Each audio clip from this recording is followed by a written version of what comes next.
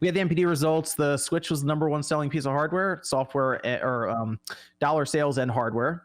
And then we apparently had the PlayStation 5 set a record for fastest selling system in, I believe it was the first 5 months of it going on sale, which I think actually makes a lot of sense considering they really don't push out a lot of systems to places like Japan. And the PS4 was like a staggered release. That came out in February in Japan, like the following year.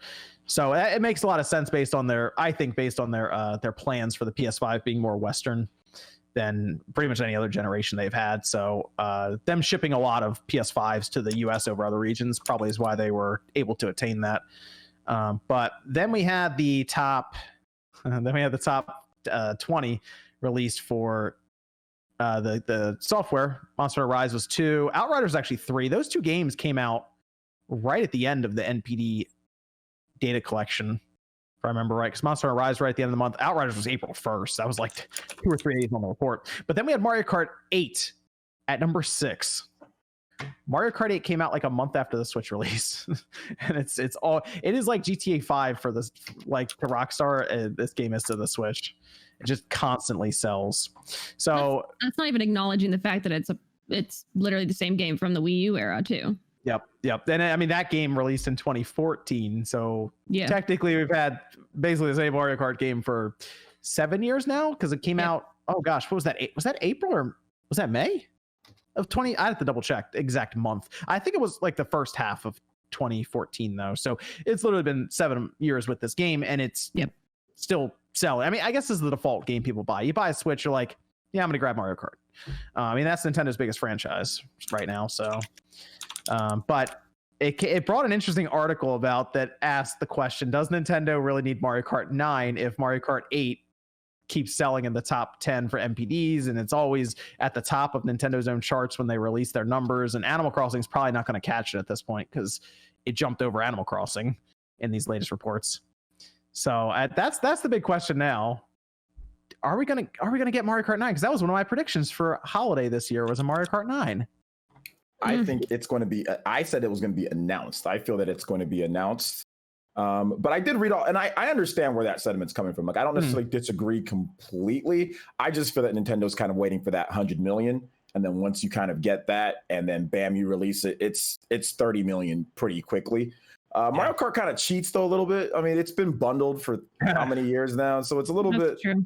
There's a little bit of inflation on there, but you know, I mean, it's still. I mean, I see where people are coming from. I read the articles and all that, watched the videos. Like, I see where people are coming from. I still count Wii Sports. Wii Sports is still like 80 some odd million. So it's like, hold on. Still count all that. So I mean, you got to do it here too. So you got to do, even though it's the same price, but yeah, I mean, I still think that they're working on it. I still think that it's coming. It just depends on when they want to launch it, when it's gonna drop. Yeah, I am curious because Nintendo has been known to hold on to games even if they're done at times. And that's my thought. I'm like, I mean, if I'm Nintendo, because I was like, all right, look, these other evergreen titles are in the top 20. We just like Zelda's in there. A lot of times we'll see Mario Odyssey up there and all this stuff. And it's like, I guess the one thing you could say about like Breath of the Wild is it's a direct sequel to it. So there's like a canon storyline to follow, and you'd be like, all right, well, I haven't played the Breath of the Wild 1.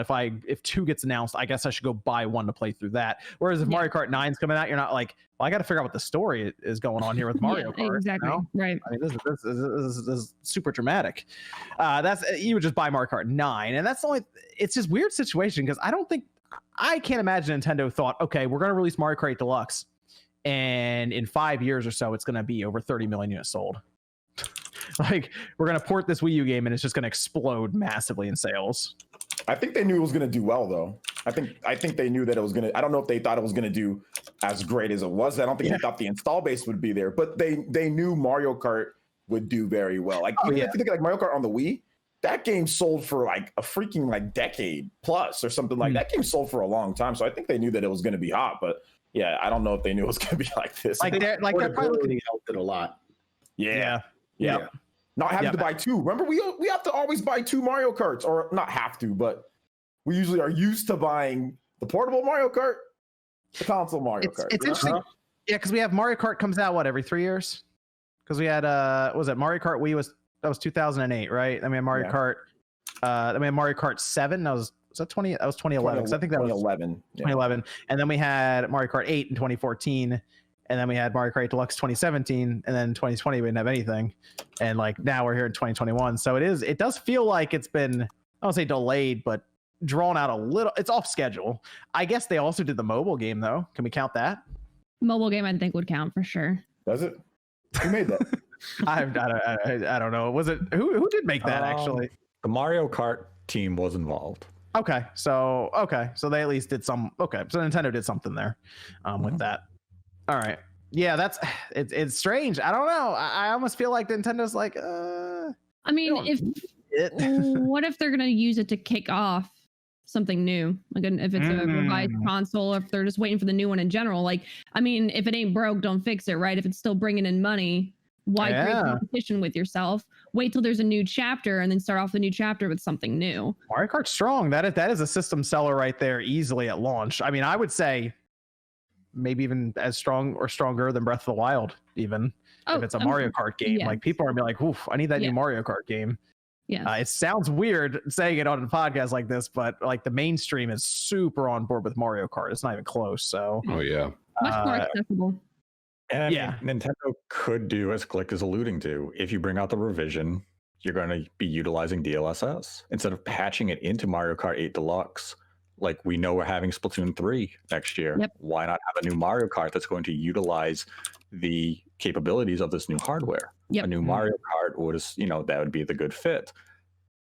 So, it's Nintendo could explore that.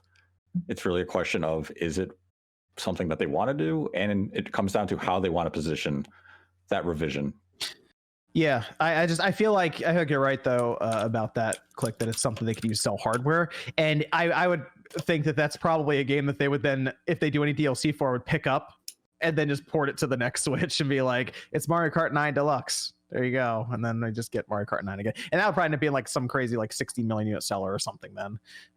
But it is interesting. The Mario Kart 8 takes off, is really, really popular, and then we're just kind of we missed the schedule of Mario Kart releases now. So it just makes, I think that's, people are starting to kind of think about that a little bit, like, well, that's weird. We don't have that Mario. Technically 7 years. So yeah, I mean, it's been a damn shame that you can look at Nintendo, you put out Mario Kart 8 Deluxe on the Switch, and the fact that we haven't had any DLC in any form come to this game is just, you know what? That's an injustice. That does make me think though that Mario Kart 9 is actually coming soonish, because like you feel like if it wasn't, maybe they do DLC, although I'm still waiting for my Super Mario Party update, which probably be Super Mario Party 2 for $6. Yes. Okay, good. Yep. All right, good. So that makes me think that Mario, by the way, that was number 19. That was number 19 in the NPDs. All right. I just want everyone to realize that. Super Mario Party. Okay. Still on 1.0. Okay. Not 1.01. I didn't have to go a little further. 1.0. All right. Mm-hmm. Anyway, I think that's the biggest case though for that, Nate, is that they probably have ideas obviously for Mario Kart 9, because I almost feel like they might be done Mario Kart 9 or it's close-ish to being ready. And they probably just said, you know, we'll just put in Mario Kart 9. Mario Kart 8 Deluxe literally sells the way it is. Yeah, I mean, the only other project beyond Mario Kart Tour that this team had worked on, it was ARMS. And that had some new content for a little bit. So unless they're working on ARMS 2, the realistic outcome is that they've been working on another Mario Kart game. It's just, when are we going to hear about it? When will we see it? All right, let's be real. Legs can take a break. All right, we need Mario Kart 9. Legs. Yeah, that's the next. I mean, that's what else you going with? ARMS 2. Feet. Oh my god. Feet? Gosh. How did ARMS do in terms of sales? It's like 2 million or 2 to 3 million, somewhere in there. Like 2.5 to 3 million, somewhere in that range. All right. This new IP that launched, around this or around the Switch in the Switch first year, so that wasn't too bad then for that. At the time, it was just a funny game to show off during the those days where you go into the pre-show for the Switch, where they were traveling around, because the thing every time I tried it was just messed up, because the person there who didn't know how it worked. So it was always messed up. Everyone wanted to play Breath of the Wild anyway. That's why everyone went. And then we all had to sit in line and play 1-2 Switch instead.